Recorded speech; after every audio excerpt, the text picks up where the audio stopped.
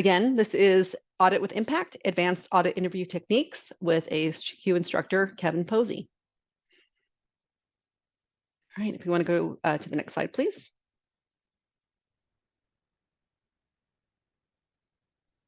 Before we get started, just a few housekeeping items.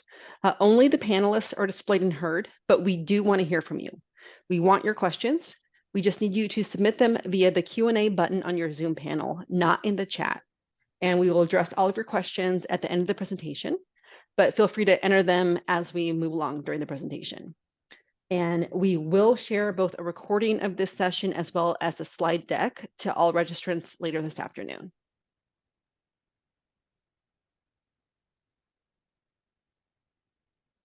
All right, next slide, please.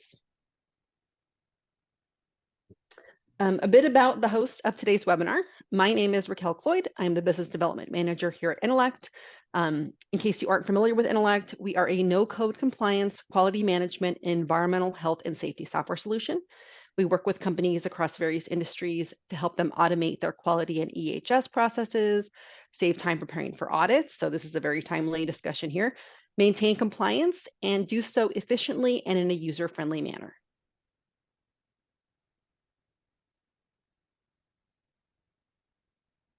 I'd like to introduce our speaker today. Kevin Posey is Director of Quality Assurance, Regulatory Affairs, and Clinical Affairs at Monogram Orthopedics and is a past ASQ Audit Chair, founder of its Innovation Division, instructor, and course designer. He has an MBA and has 3 decades of experience in quality and regulatory, product development, manufacturing, and course audits in a variety of industries, including med device, diagnostics, aerospace, mining, and industrial equipment. Before we get started, if you want to go to the next slide, we'd like to hear from you about the systems you're using to access the documents you use or need during audits. We're going to be launching a poll, give everybody a little bit of time to answer the poll, but just curious to know, you can select more than one option, but what are you currently using to access SOPs, training supplier records, CAPAs, the things that you need for your audits?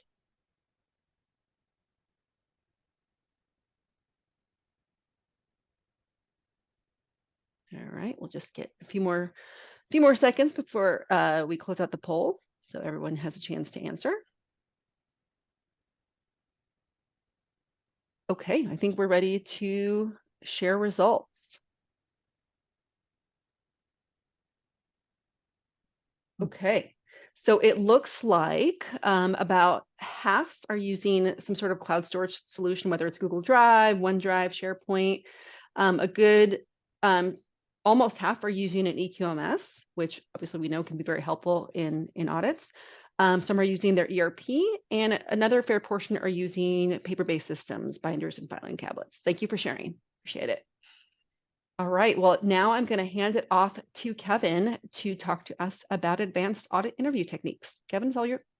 All right, thanks, Raquel. Well, good morning, good afternoon, good evening, wherever you're coming from. Thanks for taking some time out of your day. This is pretty exciting for me. Glad to be presenting to you today on a topic that I'm pretty passionate about, had a bit of experience on, and that's ISO-based auditing. The premise of the presentation is auditing for impact, advanced auditing techniques.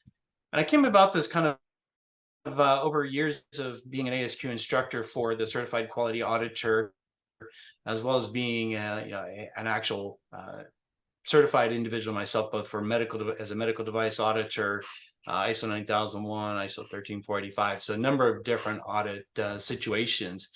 And over the years, particularly teaching, and in teaching CQA preparation, I run into a lot of individuals from other industries, as things that I've never worked in, and really found that there's a common problem with auditing systems. And that was also backed up by, I spent a short time on one of the technical panels for ISO, particularly from ANSI and AMI, supporting the ISO 19011 standard update a few years ago. And it comes down to auditor competency. But let's start here with the beginning here. Is there really such a thing as one problem with ISO audits? Many of you've probably heard about these, and one is, are we dependent on checklists? Are we only asking the questions that are really right in front of us? And there are good and bad reasons for that. We're not going to get too much into that, but some people decry ISO audits because of that. The other one might be, and this is changing more currently, but a lack of risk focus. And our little meme guy just screaming at the crowd to audit everything. We have to audit it. If we don't audit it, it's not compliant somehow. Those are not bad answers if that's where you come from. But one other I think is a little bit more, but still not necessarily the right answer, which is audits that can be contentious, confrontational, or even unproductive. And generally, I'm only talking about type 1 or type 2 audits, internal audits and supplier audits. It's a little more normal and expected for a certification audit or a regulatory audit to be potentially a little more tense and confrontational. But and we'll talk about the application of what I'm going to present you today as far as those kind of 3 areas of audits. I think it applies in all 3, but it mostly focuses on the type 1 and type 2 audits. But if your audits have ever felt like this, that's definitely a problem. And the CQA approach and many other agencies or organizations focus on auditing as an opportunity to improve the organization, to improve compliance and other things. And we're going to talk about some of the other things. So does that all? In my experience, that it's really poor interviewing skills. It's a common audit problem amongst every industry or in every industry that I have come into contact with. It's a core audit skill as outlined by ISO 19011. As far as auditor competencies, the ability to ask insightful questions is a key or core audit skill. But where do you get that training? Where do you get the materials? They really aren't out there. Most training programs, and this was true even of ASQ, not that it's a negative, it's more indicative of a industry-wide issues. We know it's important, but we don't know how to get to it. And limited practical examples are available. Some lead auditor training programs will have role-playing. That's good, it's better than not, but it doesn't get you there all the way, in my opinion. And the joke here at the end is, let's face it, we as auditors are not typically chosen for being awesome communicators. So asking good questions isn't necessarily a foregone conclusion. But you're here at the presentation because I've offered a glimmer of hope. So what is that hope? We'll get to that. So one more teaser here is, and leading into that is, we're going to talk about appreciative inquiry. And the main difference here, the differentiator is focusing on improvement versus just compliance. And that's an important clarification.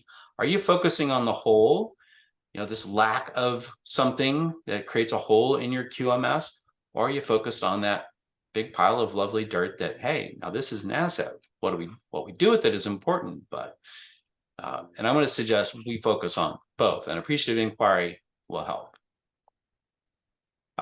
As part of years of ASQ training, this wasn't necessarily an inherent part of this. Is something I kind of added, is the idea of having a 3-fold or 3-area focus for our audit program goals comes from that body of knowledge from the CQA, but it wasn't necessarily put together this way, although I think it's pretty natural. And the baseline of all auditing is compliance. There's no need to focus on efficiency, effectiveness, and continual improvement if your system is not compliant. But the premise here, or the assumption is, you have notionally a compliant system. You're meeting the requirements of the standard that you are either following or certifying to, but you want to move above and beyond that. So how do we do that? And that's one of the questions. And it's important because as you approach these higher levels, and in terms of higher impact, higher level, more value that we're delivering to the company, as shown on the left side, one of the ways we can do that, I'm going to propose to you today, is using, or you're enhancing that process with appreciative inquiry. It's not a tool that I developed. There are some great resources out there, and there will be some links at the end of it. But appreciative inquiry wasn't invented or wasn't created for auditing. It really is about organizational development, organizational improvement. And so, based on this paper, the essentials of appreciative inquiry, they laid out 5 areas and 4 key terms that really define appreciative inquiry. And we're not going to go into this. This isn't a deep presentation on appreciative inquiry theory, really more just about application to our ISO audit process. One more example here we show, this is what they consider a 4D model. Cooper, Ryder, and Whitney are really generally considered the creators of appreciative inquiry, where this last slide, it was Moore and Watkins. The details of that we're not going to go into, but they have this kind of 4D model with the core at the center here, this nice star of positivity, and then again the 4Ds that really talk about it. It does start with a strategic focus. I like that Cooper, Ryder, Whitney kind of brought that in. In our case, we're going to focus on audits for improved performance, improving our performance. So there are some distinct benefits that come from the literature that's out there on appreciative inquiry. First and foremost is it's positive. How many of you have done audits where everyone's takeaway is like, wow, this audit was so positive. I really enjoyed that audit. So that's one fundamental shift in that, away from the contentious approach of audits of why did you do it wrong? Why do we have defects, to focus on positivity? Not an exclusive, not an exclusive. We don't get away again from the compliance, and non-compliance is not a good thing, but appreciative inquiry is going to help us bring some positivity back into the situation here.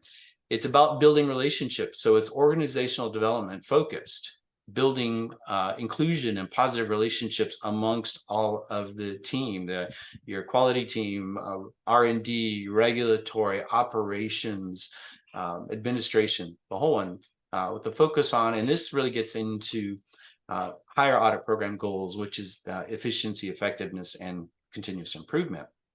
And particularly the last bullet here, the self-reinforcing is really about setting off positive reinforcement within the organization outside of the audit program.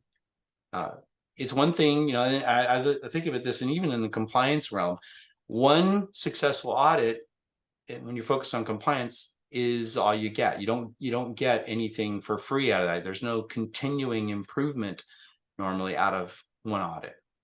Applying appreciative inquiry, in my opinion, helps set off a continuous virtuous cycle of continuous improvement outside of the audits.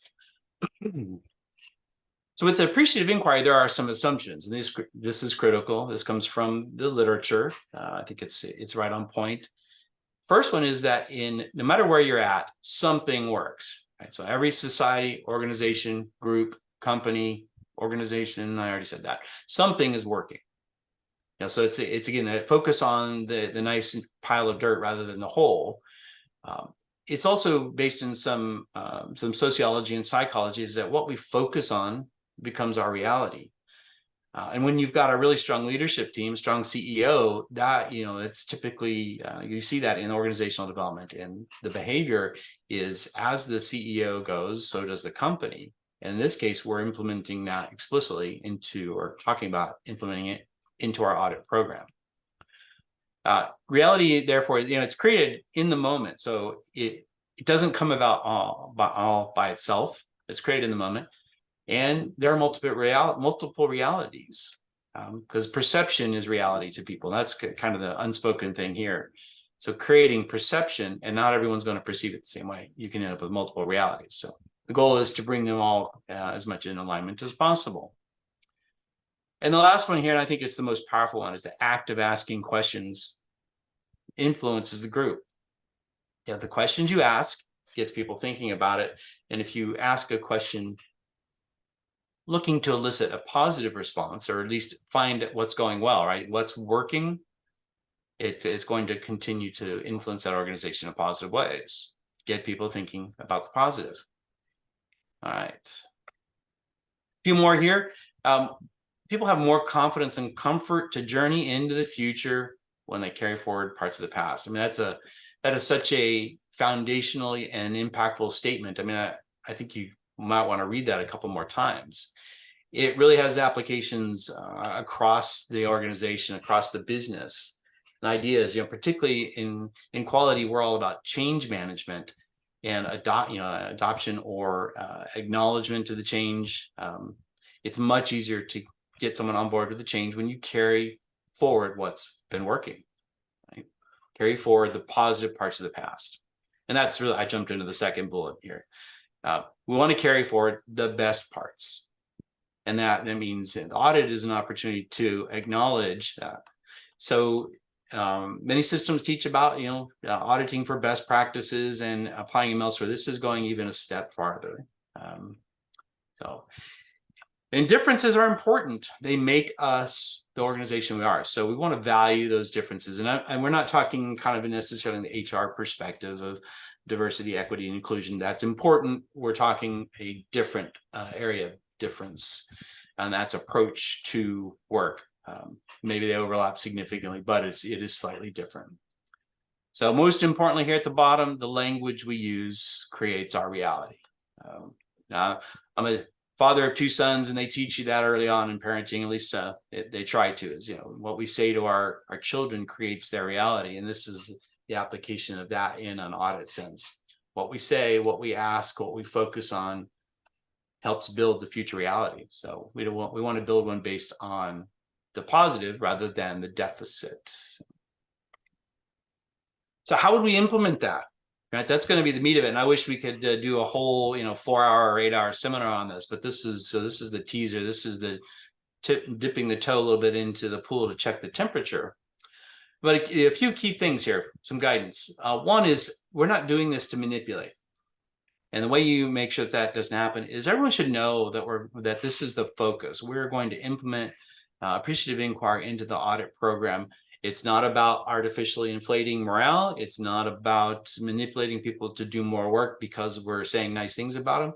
We're really truly focusing on a cultural change that supports an improving organization. But let everybody know, otherwise they may feel a little bit or maybe a lot manipulated after the fact. So the way we're going to do this is ask unconditional positive questions.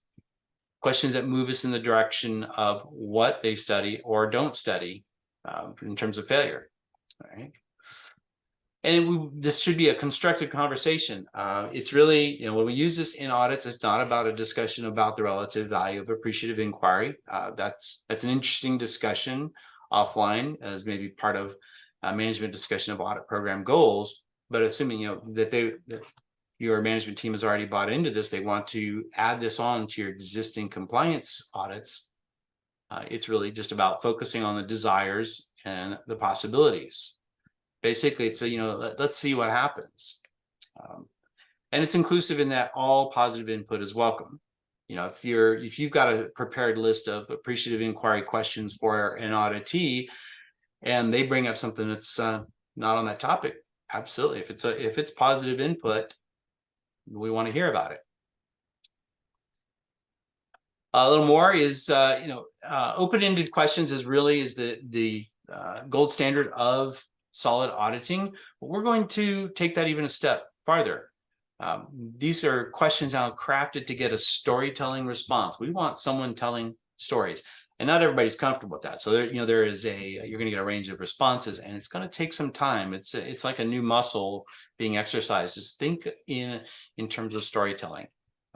In some cases, it may be an actual imaginary outcome in which the best of a process is revealed. So as you initially roll something like this out in an organization, there may not be a whole lot of positives. So you may have to talk, as far as actual past results. So we may need to talk about what would be the positive outcome if things changed. So that's separating. There's past is relatively easy to draw on, but if there's not a whole lot of positivity in the past, focus on future scenarios. How can we do it better? All right. So one quick example here is, the guidance is generally not to use leading questions, right? So a question like, do you notify management when a nonconformance occurs, is pretty easily recognized by most auditors as that's not an ideal question by a long shot. Because what does the auditee say? Yes. And then they stop talking, right? Leading questions tend to lead to yes/no answers, and they're not very informative, other than baseline compliance. But Evidence-based would take that a step farther. Can you show me evidence that you notify management when a nonconformance occurs? Okay, well, here's the form that I executed. Here's my MRB activity, etc.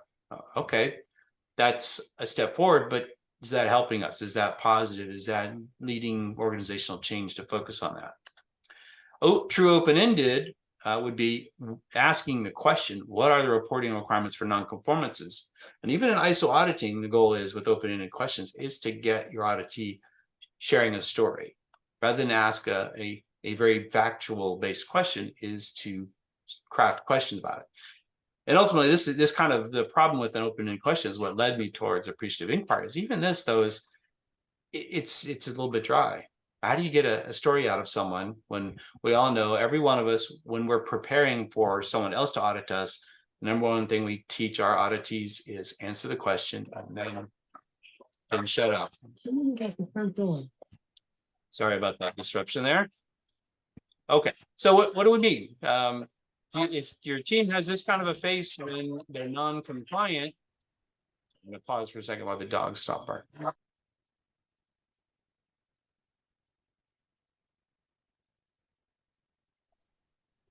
All right, we'll really keep moving forward. So if your team has this kind of response to non-compliance, well, we've got a potentially bigger problem, but it makes a funnier meme than something else. But man, what do you mean we're non-compliant? So, all right. There we go. Got that change right. So then let's look at an example of a process interview using appreciative inquiry. And this is, you love the little Superman thing here, is we want people to think like superheroes. I mean, that's a little bit exaggerated, but not completely. And the question you might ask is then to tell you about a time that the auditee discovered a nonconformance that saved the day. It avoided a recall, avoided an expensive complaint from a customer, maybe lost a business. Get them thinking about that, because chances are everyone has these stories. You might think and be a little bit skeptical. What do you mean, save the day? In the business environment, we tend to be naturally a little bit skeptical and try to keep expectations managed. This is an opportunity to really blow out those expectations. Tell me about a time when you were doing your job, it saved the day. And this would go even a little farther. And you can start to clarify it, refine it, or go straight to some of these questions.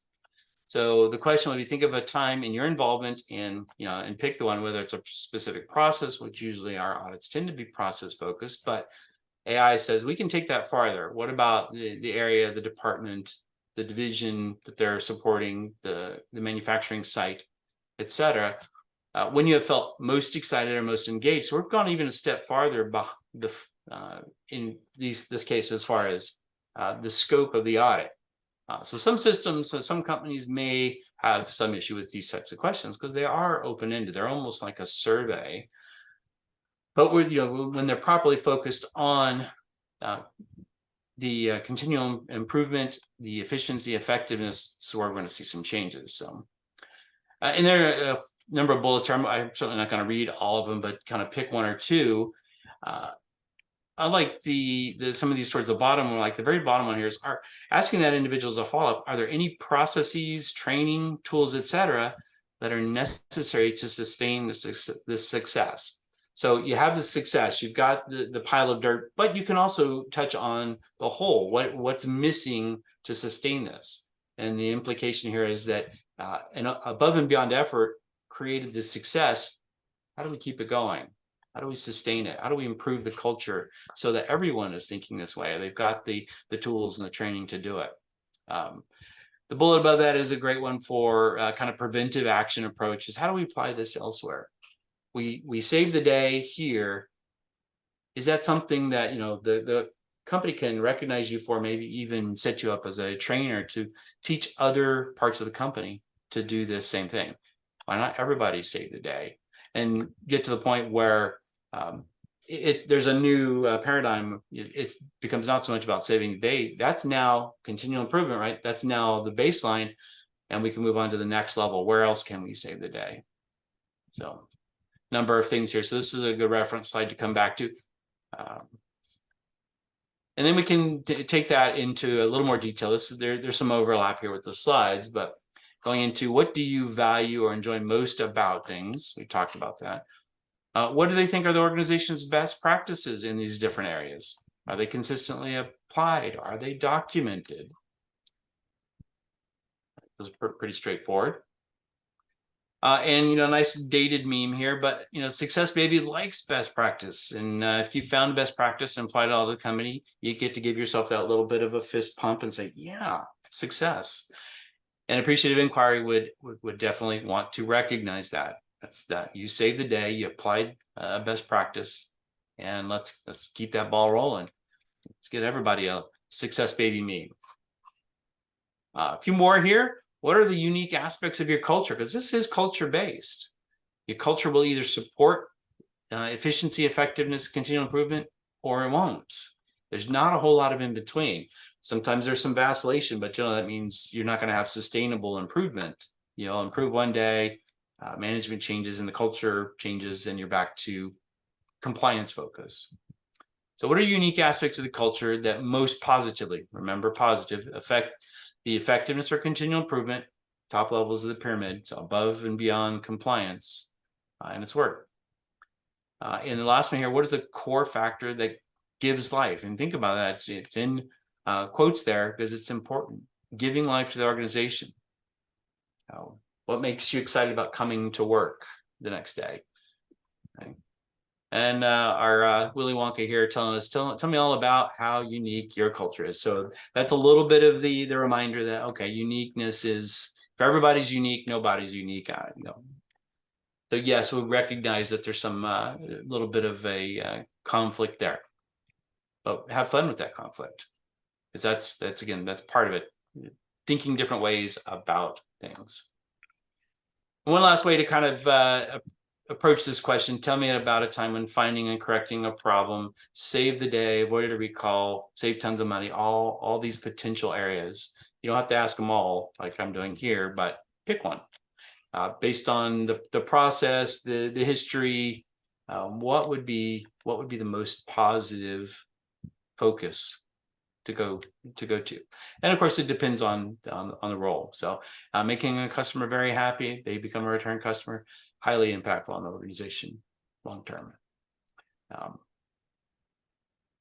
right. So we're right at about 30 minutes. So actually running a little bit ahead. That's good. It'll leave us some time for Q&A. But let's summarize this. Appreciative Inquiry definitely will help your organization move up the audit program goal pyramid.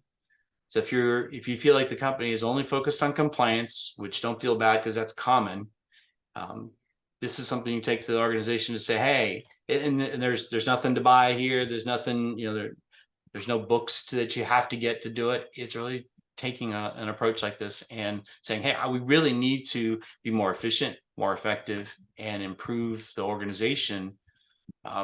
If any of you ever sat through my CQA training, I tell you that internal auditors in particular have the most privileged and most complete view of an organization.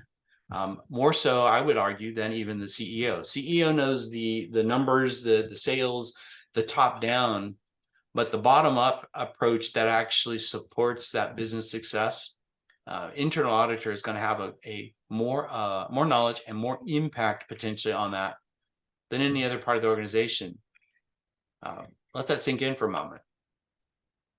You are such an incredibly important part of company success as an internal auditor. And we can be honest here, internal auditors aren't the most respected or most revered. Not too many people are dying, hey, someday I want to be a lead auditor. That's my lifelong goal. Yet they're missing the point, I think. And that's because in the past, we were all focused on compliance. You go back to the 70s, 80s, auditing was just about, hey, I've got 3 requirements. I just need to prove I meet them. Those don't go away. But where auditing has been going for a long time is the top levels here, efficiency, effectiveness, and CI.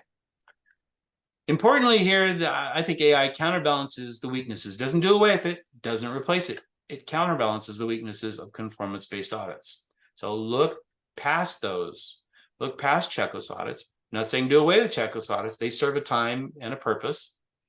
Do not look at audit overkill, where you got to audit everything every month or whatever your schedule may be.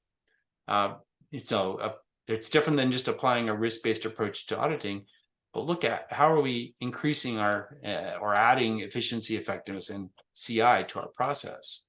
So don't audit other things. Don't only do checklists. Do something more. So the summary here, really closing slide, and this fits in with both the Six Sigma DMAIC methodology as well as a plan, do, check, act. It's really about improving the organization. And the money statement here is AI can help us identify, spread, carry forward best practices and continual improvement. So it's a structure to do that. It's easy to say, hey, let's just gather best practices and roll them out. But do you have a method for gathering them, other than, hey, what are your best practices?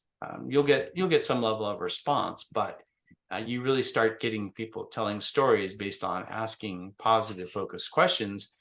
It's gonna drive that more. And we're not sacrificing conformance. There's a trade-off of resources and time spent, sure. We're not, but to apply appreciative inquiry, I would propose, doesn't add significantly to your audit burden. If you keep the amount of time spent on conformance audits the same and add 10%, you'll create so much success that leadership will come back and saying, hey, how about we spend 50% of your time, add 50%. So instead of a day, we want you to spend a day and a half or 2 days and do this great appreciative inquiry stuff, because it's really driving the organization forward. Time frame, that's an interesting discussion. Is it going to turn things around after one audit, after 3 months, 6 months? It's a organizational change. It's a culture change. So it takes time. It may take a year. It may take 3 years. I think you'll see incremental benefits along the way, but it may take some time. So it requires a little bit of a commitment to it. There's a list of the references for you. Some of them, one of them I have a link that you should still be able to go to, should still be accessible. Others that you may have to dig up because they may either be out of print or elsewise. So for example, the one at the bottom, Hammond's book on the thin book of appreciative inquiry, goes back to 98, may not be available. That's an opportunity for us to put some new info out there. But all right. So that brings me to the end where I say thank you for your time and attention, and we'll get into some Q&A. But we'll use Success Baby one more time, even though he's got a fistful of sand. It's a successful day at the beach. And I appreciate you taking time out of your days to visit the beach with me. And say thank you. Thank you very much, Kevin. Definitely some information on audits that is new to me, and I'm sure a lot of our audience appreciate your expertise in this. Before we get into the Q&A, which we will jump into in just a minute, I want to just display this information here. You will get this slide deck after the webinar later this afternoon, so you'll have links to connect with Kevin. But here you can get information on how to connect with him via email and on LinkedIn. I also want to invite everyone to our next webinar, which is happening next month on Thursday, October 5th at 1 o'clock Central. We are very excited to present a live demo of something our innovators here at Intellect have been working on to launch as part of our QMS platform. Another type of AI, not the appreciative inquiry that Kevin is talking about, but artificial intelligence powered QMS solutions. So please go to intellect.com, where you can go to the link that will be in the slide deck to register for that webinar next month. I believe we might have one more poll before we get into the Q&A. Just curious to know if in the future you'd be interested in attending a virtual workshop on appreciative inquiry with Kevin. I know we have a lot of questions to get to. There's a lot of interest in it. Just curious to know if this would be something of interest for the future. We'll take a few more seconds to get that poll going.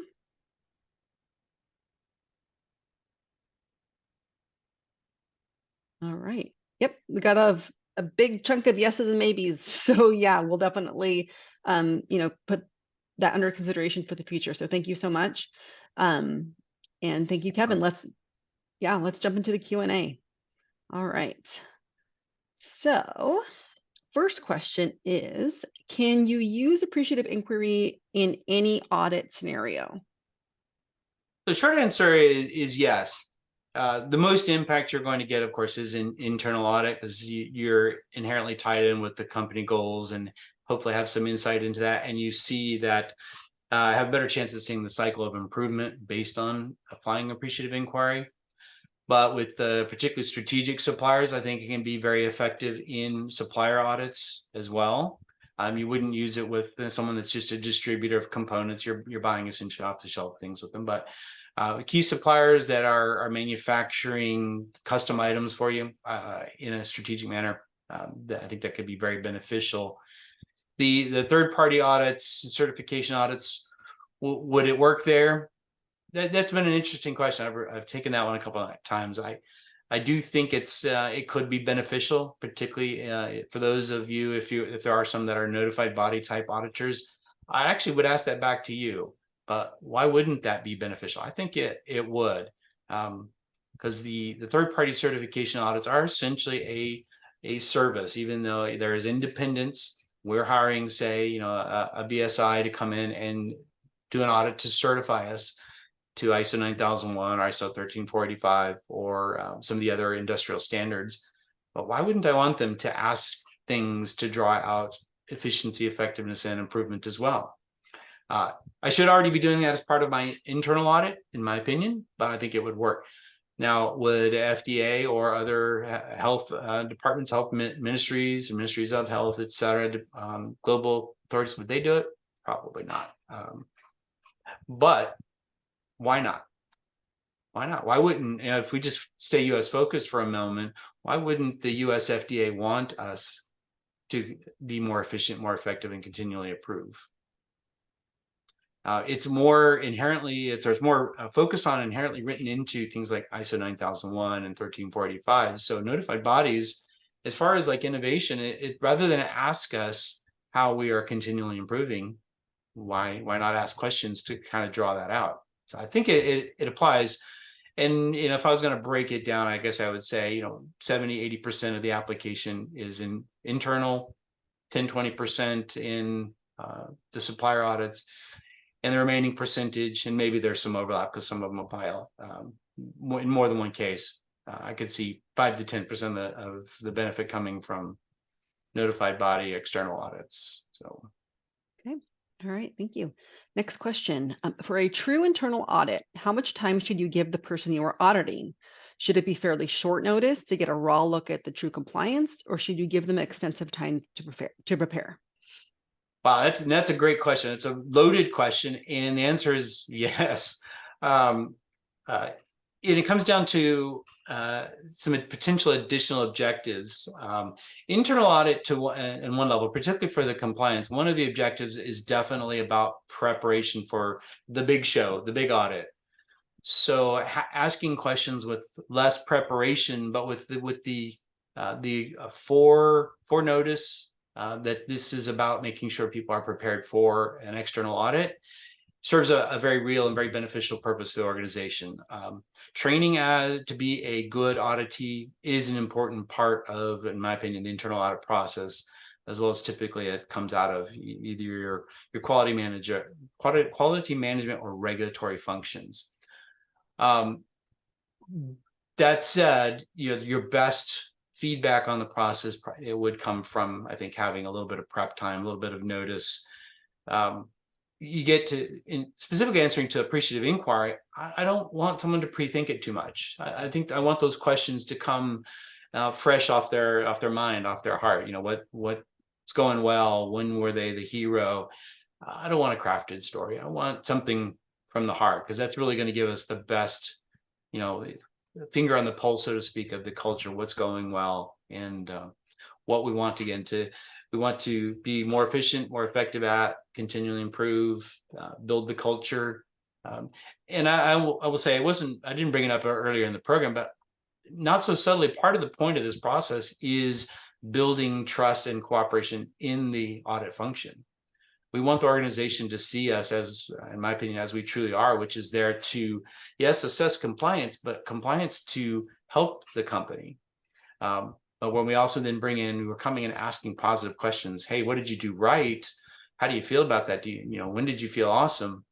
It's building that organizational structure.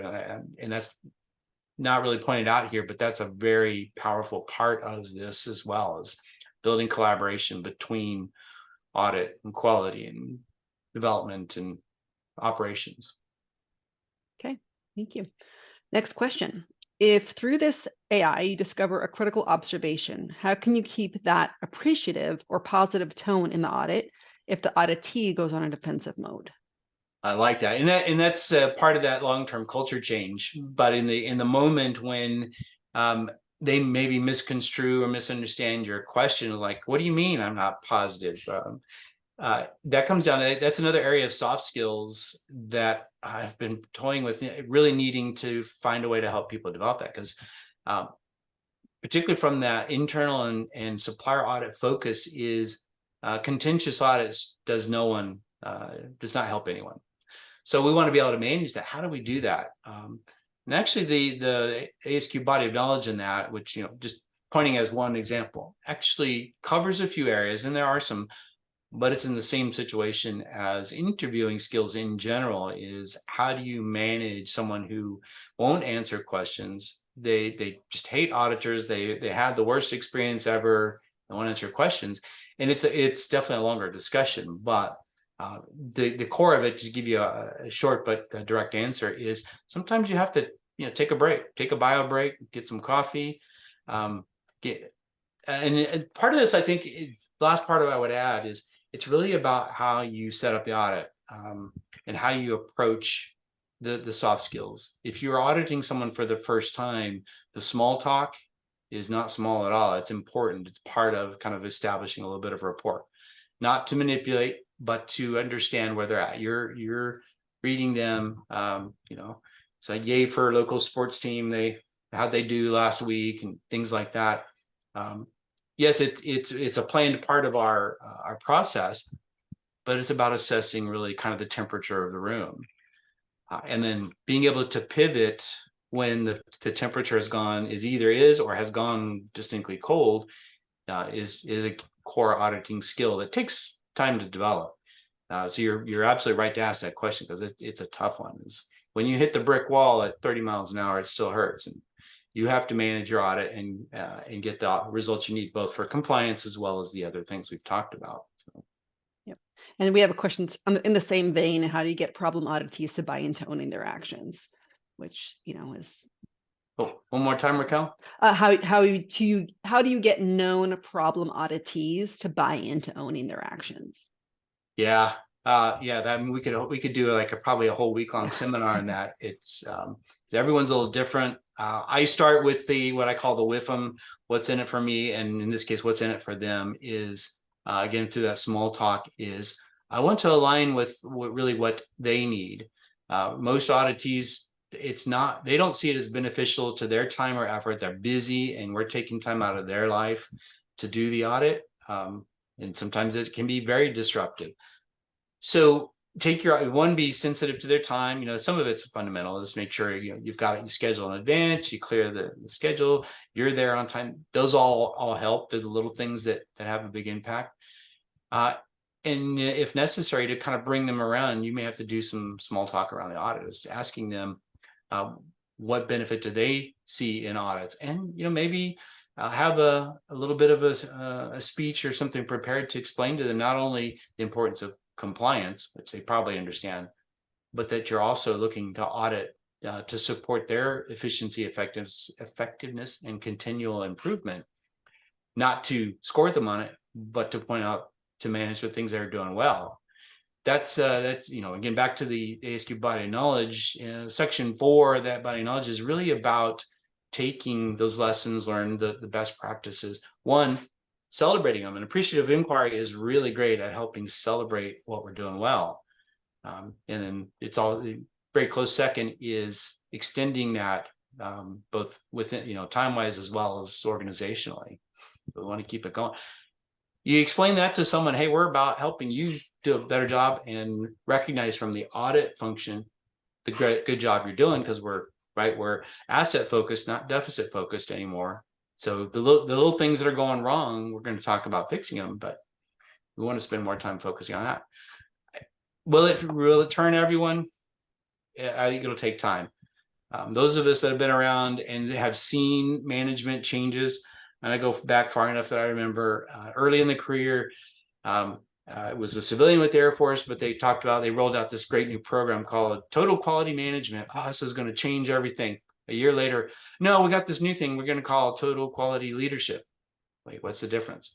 Oh, no, this is really going to be different. It's going to change everything. Rather than manage, we're going to. So we're used to changing process, changing names, and sometimes get a little jaded about whether the management's going to follow through on it.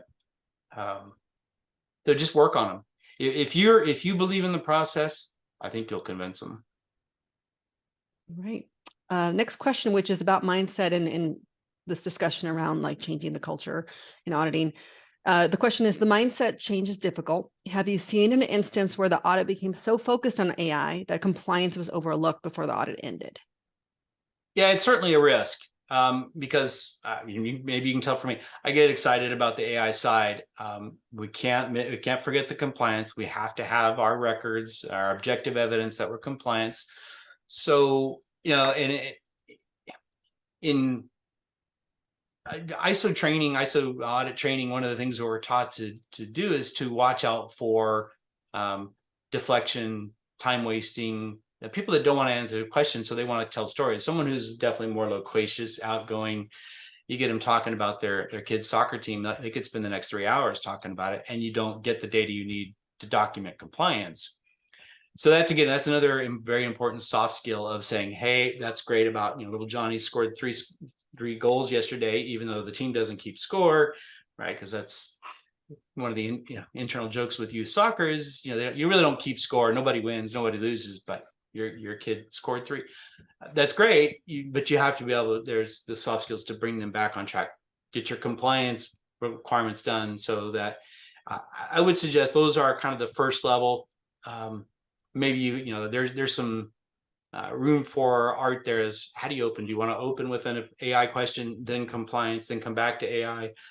That kind of start with the positive or lead with the spoonful of sugar before you get the medicine, and then come back to the sugar. I don't know that I found one way that works with everyone, and maybe that's just because everyone's not the same. But that's my recommendation. Hopefully that helps. Thank you. Next question. For a company that focuses on non-conformance, what is the strategy for presenting AI to management? The strategy is non-conformance isn't enough. We need, in every organization, there's some level of focus on efficiency, effectiveness, and continual improvement. A lot of times that is about the money. So having an audit program that can tie audit program goals to the financial objectives, now that's going to be your quality manager or director of quality, maybe VP of quality. So it may need to be a kind of what do we call it, a groundswell, leading up. But the audit program absolutely impacts company finances. And AI helping as a tool to reach those higher levels of efficiency, effectiveness, and continual improvement naturally supports the business goals of higher revenue, higher margins, both the gross and net margins. We're spending less time fixing issues after the fact, right? This is the practical side of preventive actions versus corrective actions. Those are some of the selling points. Is AI is going to help you focus on the prevention, recognizing those above and beyond situations that save the company a lot of money. One recall, even for a small company, and maybe more importantly for a small company in med device space or pharma space, can potentially bankrupt or worse. What's worse than bankruptcy? Well, you can be still obligated to pay for some things even potentially after bankruptcy, but certainly all of us are concerned because that means we're out of work. So that tie back to the top level, the CEO, CFO, board of directors kind of focus on financial measures is there. Some people think that there isn't a direct tie, but I guess I'll put it bluntly, that's lazy CQO or VP of quality kind of activities. It's there. You need your senior quality person to tie those together. Auditing is not just compliance, it's much, much more. At least it's the potential for much, much more. All right, thank you. We had a similar question in the same vein about showing the ROI on audits for internal auditing. So I think that answers that as well. Let's see here. Next question is there software that is AI rather than binary yes, no leading questions? I mean, Is short there answer is software that is AI rather than binary yes, no leading questions. So for auditing purposes. Yeah, great question. I'm not aware of one, is the short answer. I can tell you ours. Intellect QMS, you're able to configure. It's a good point. Yeah, the there are auditing some module. QMS systems that are more, eQMS systems like Intellect that are more, because they're more state of the art. They are more compatible with this kind of methodology. Or paper-based systems tend to be, well, guess what? They're Excel spreadsheets or workbooks that are, you can still put AI type questions in them, but the training, the momentum tends to be around the compliance questions. Best case, maybe you're doing some kind of CMM, capability maturity models evaluation, where level 3 is just compliance, but you want the site focused on efficiency, effectiveness, and CI to get a 4 or a 5 and maybe compete. All right, wonderful. Here's a question. If an audit is going completely south, do you pack up and leave or continue? That is a great question. And the short answer is yes, that's an option. Particularly for an internal audit, saying, hey, this isn't going well today, let's reschedule when everybody's, cooler heads can prevail. Absolutely. That's an important part of audit management. If a breaking for lunch or a bio break, coffee, if that doesn't get it done, then yes, you have to say, obviously you're gonna have to work that out in body of knowledge terminology that it's called checking with the client. Who's paying for the audit? If you've traveled over to, I use this as a joke, if I need to go to Hawaii to do an audit, if 9:30 is just not going well, we're gonna break for the day. I'm gonna go surf, or I'm gonna go hit the beach. That's the negative side of that. You don't want it to come off that. But I've been in those audit situations that have almost come to blows, and you have to cool it off. And if that means, hey, we're done for the day, we'll come back tomorrow, next week, do that. It's important to, I would stress it this way. It's important to stress the importance and the impact of the audit function on the organization, to respect the process. I'm not going to wade my way through a bad audit that provides no value. That is a waste of resources. So recognize the importance of you as an auditor and the resources you're putting into the audit to say, hey, if I need to, I'm going to come back. Or maybe it's self-awareness to say, maybe I'm not the right person. There's a personal conflict that's creating an issue. Take yourself out of it. That's excellent self-awareness and auditor. Looking for being aware of your contribution to the potential problem. Okay, next question. If you have limited time for the audit, do you have a recommendation in prioritizing rank of QMS criticality for a more focused audit? Yeah, I've had that question before, and I think that's an open question. I'll give you what I'm thinking about. It hasn't been applied yet, but what makes sense to me. One, it's going to be a moving scale. First time I roll out a appreciative inquiry, I'm probably going to be maybe 90-10, 90% focused on compliance. I'm going to want to move the needle slowly. Unless I've got just huge buy-in from executive leadership, then I might start off more like 60-40 or 75-25. Would it ever be flipped like 10% on compliance and 90% on appreciative inquiry? God, that'd be a beautiful day, I think. But that's going to be it would have to be a pretty mature organization using appreciative inquiry. So somewhere between, call it 60 or 90% is going to be of your time is going to be focused on the compliance questions. And if you get through those relatively quickly, then that obviously leaves you more time in total. But so being efficient at those areas helps as well. Okay, we've got a couple of questions that are kind of similar. If the auditor lacks experience, do you recommend preparing AI questions well in advance? And also in the same vein, is it especially with a smaller company, is it a professional courtesy to kind of offer questions in advance? Notice to share the questions in advance.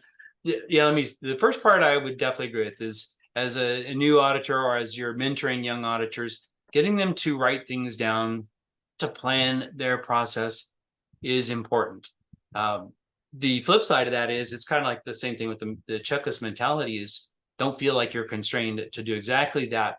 But that's where in like an audit program, the ongoing assessment of auditors, their training, their mentoring is you really need a senior person involved. And I'm finding companies are not being able to provide a lot of that time and effort as far as actually developing auditor.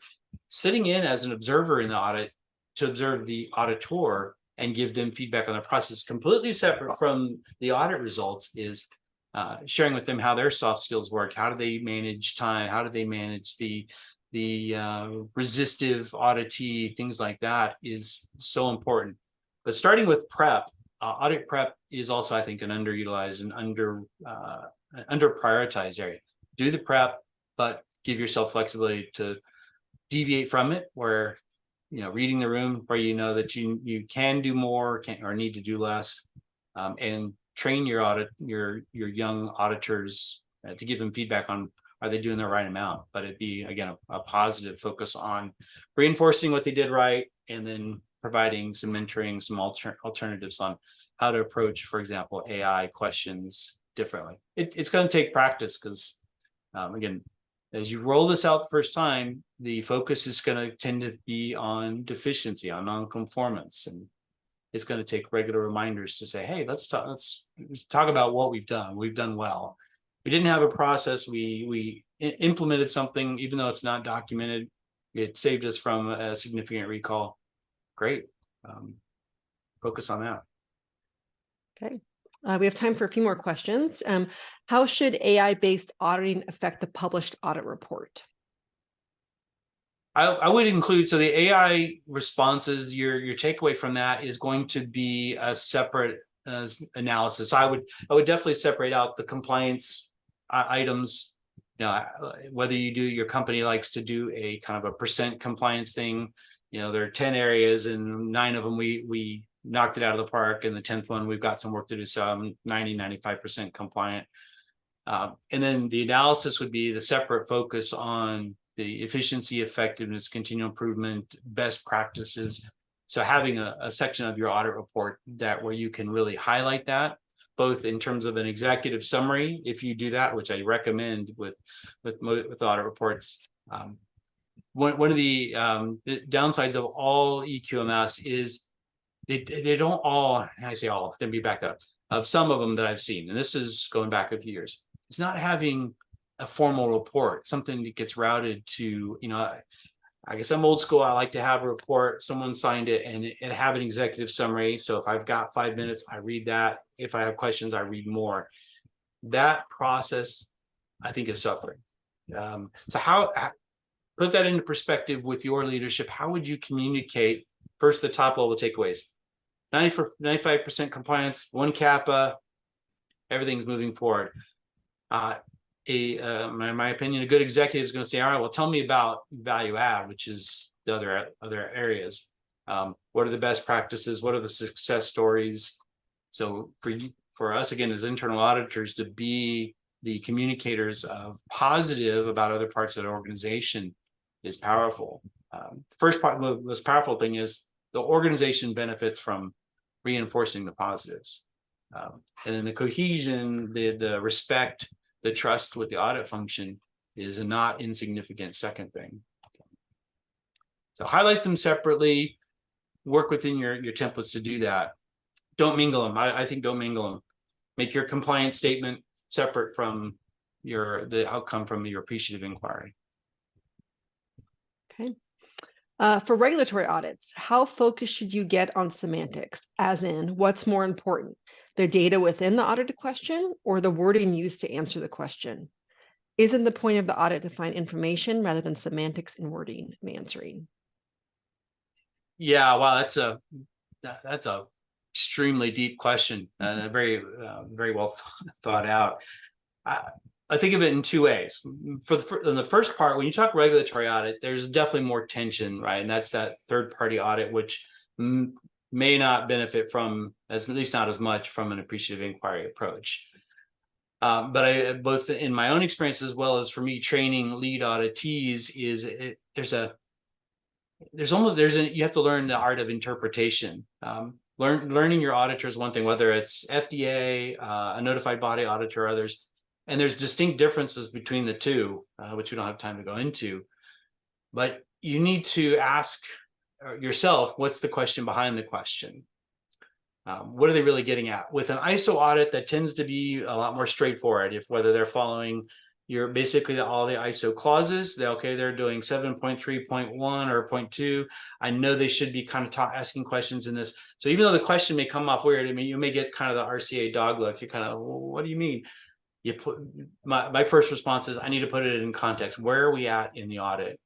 And I'll ask a clarifying question. Is like, this is what you asked. I mean, are you asking about, for example, design review records? Or are you asking about device history records when we're talking about production and process controls? So as a lead auditee, asking the questions to clarify is important, because it's not so much then again about the specific wording, but making sure we understand what the request is. Different auditors, whether FDA investigators or otherwise, are asking things in a different way. I'll make one. I guess we're almost we're out of time, but I'll finish with this. When you're talking about regulatory audits in particular, whether it's FDA or other ministries of health around the world, it is a different scenario. There are legal implications. In an extreme case, the CEO and the senior quality person face potential arrest. I mean, let's put it bluntly, that's a potential with some FDA investigators have law enforcement powers and carry sidearms. They can arrest you on the spot. That's extremely rare. Matter of fact, I think I've only heard of it happening once in probably the last 50 years, but it can happen. There's usually a long lead up to that. But the point of that, or the backup to that, is FDA investigators are also trained in, for lack of a better term, interrogation techniques. So their approach to audits is very different. Even the QSIT, the Quality Systems Investigation Technique that they're trained on, focuses on. I guess I'll add my color to this. This is the way I train. Is their assumption is you've done something wrong, and the FDA investigator is there to find out what you did wrong, or why you did it wrong. That's not true for all ministries of health around the world, and that's certainly not true for notified bodies, but that is a practical part of the enforcement powers of FDA. So paying attention to the exact wording and getting clarification becomes extremely important in that scenario, because there are some legal implications, and things can progress to enforcement actions very fast if things are really poor. As a trained auditor, this we're really talking about at kind of a director or VP quality level. Those are the type of issues that person's going to be concerned about. As an auditee, if I'm not sure about what I'm being asked by a regulatory auditor, defer it to your lead, to your director, VP. You don't want to say the wrong thing. That's where we train people. Answer the question and then stop talking. If you don't understand the question, don't answer it. Ask for clarification or defer it. So. Okay, well, that's about all we have time for. Thank you, everyone, for your questions. If you'd like to connect with Kevin again, the information will be provided in the slide deck, which will be sent out shortly, as well as the video replay of this session. Thank you, Kevin, again, for your time and your expertise. And everyone, please join us for the next webinar next month. Thank you. Thank you.